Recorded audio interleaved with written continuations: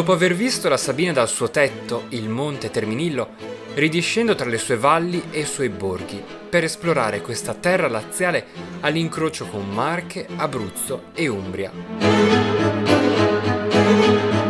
Per strada mi fermo a Castel di Tora, che dal suo promontorio sul lago del Turano domina l'omonima valle.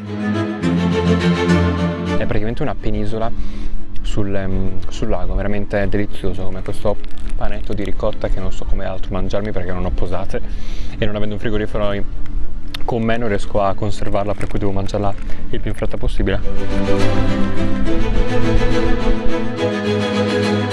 Il borgo di Castel di Tora, ancora un altro esempio di architettura medievale, ha il vantaggio in questo caso di affacciarsi su questo bacino d'acqua artificiale degli anni 30, utilizzato appunto per rifornire il territorio, e di fronte gemello un cono di montagna verde con sopra un altro borgo, un borgo antico.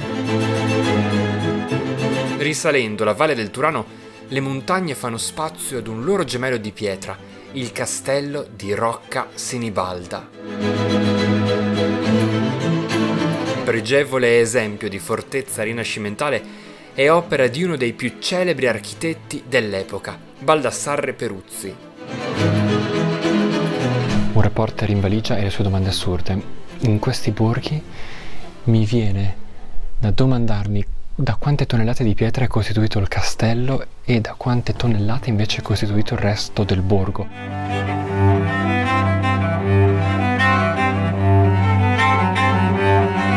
La cosa impressionante di questi borghi è il salto di scala, cioè fortezze davvero da capitale che insistono su dei borghi invece degli abitati davvero esigui.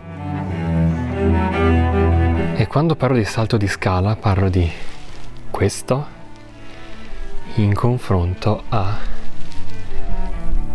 questo. Che cosa si mangiava nei borghi prima della scoperta dell'America? Prima cioè che le patate e i pomodori inondassero le nostre tavole?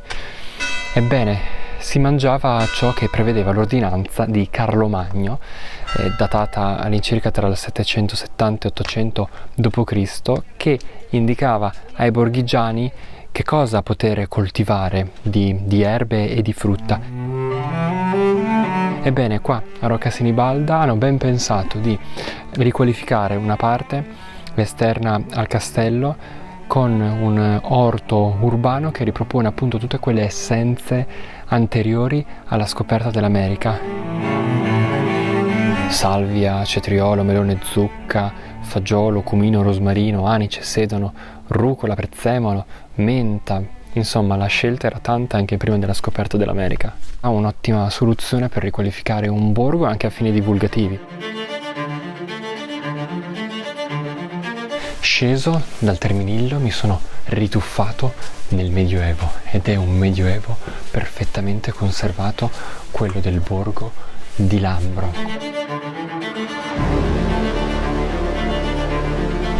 Di nuovo una campagna, quella laziale, che dalla Sabina, dove mi trovo ora, giù fino alla Ciociaria, è fatta di tante montagne a cono, a piramide, dove la montagna è stata sostanzialmente sostituita dalla pietra degli abitati.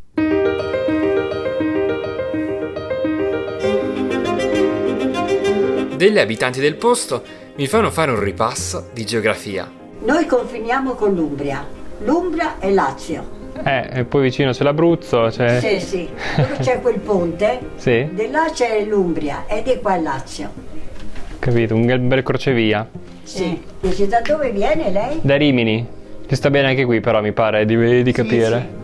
Sì. Sì, sempre da quelle parti, uno quando va al mare va sempre da quelle parti. Sì. È difficile anche scegliere e selezionare che cosa fotografare in questo borgo. Attenzione, perché c'è il rischio davvero di overload. Questo viaggio sta per volgere al termine, ed una cosa che mi ha colpito di questo viaggio nel Lazio, nonostante il Lazio sia in realtà un'invenzione recente della storia, sia composto da territori così diversi, con popolazioni così diverse fra loro che l'hanno popolato, è la similitudine dell'urbanistica e della origine dei borghi legata al territorio, ed anche la frequenza con cui i borghi puntellano il territorio, che dà proprio il segno di una terra che non solo è centrale geograficamente per l'Italia, ma è stata centrale nel corso della storia, tra la sua vicinanza a Roma, ma anche ad altri centri importanti, come abbiamo visto ad Anagni. Hanno fatto di questa fetta d'Italia il cuore pulsante per secoli, per millenni, ed è per questo che quindi probabilmente si sono sviluppati così tanti insediamenti.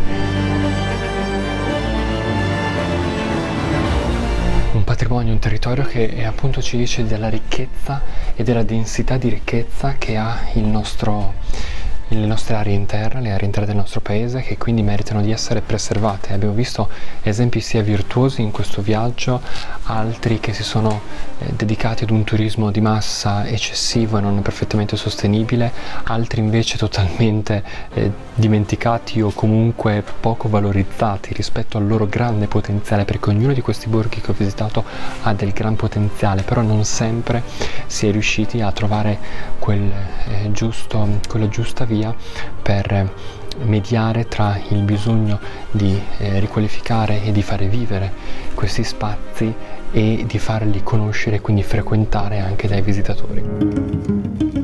Dopo tanto vagare, vado in cerca di un piatto caldo e mi indicano un'osteria storica. Non vi svelo ancora dove sono, però impazzisco per queste osterie tradizionali. Ho appena mangiato una zuppa di legumi con tutti i tipi di legumi, una bracciola di vitello con la cicoria ripassata e la panna cotta fatta in casa in questo posto rustico.